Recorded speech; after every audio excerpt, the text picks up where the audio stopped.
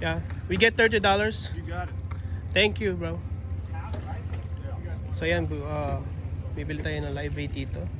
Yan ang favorite ng mga stripers. Yan, right?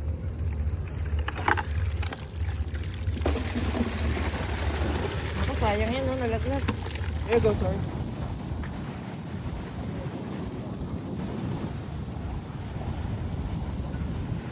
Hey guys! Can you say hey vlog? Welcome to my guys.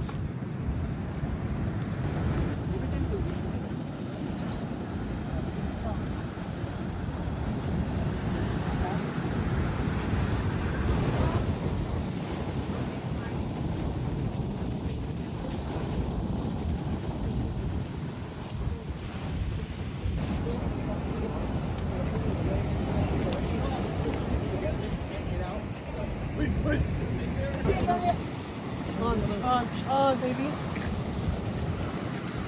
Over here. Bring the rope over here. On this side. No, just keep it there. No. Here, give me. You good, Walt? Throw it. Yeah. Baby. What the fuck?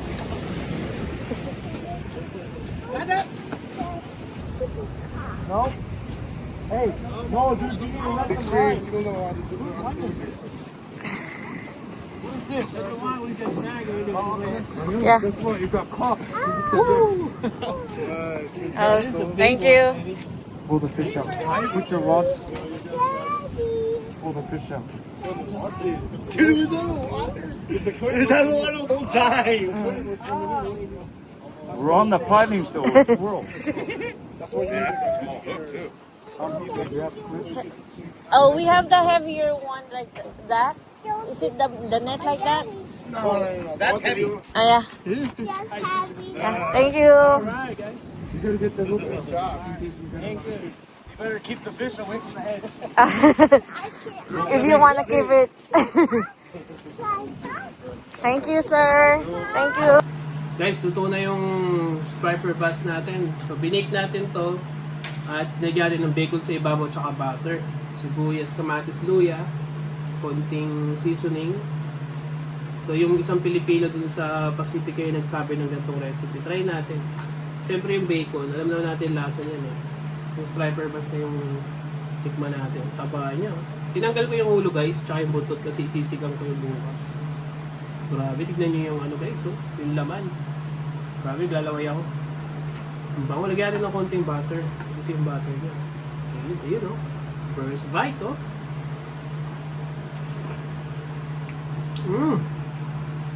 Ang sarap. Parang nag-mix yung lasa ng bacon tsaka fresh na isda, manamis-tamis. Sobrang sarap na ito guys.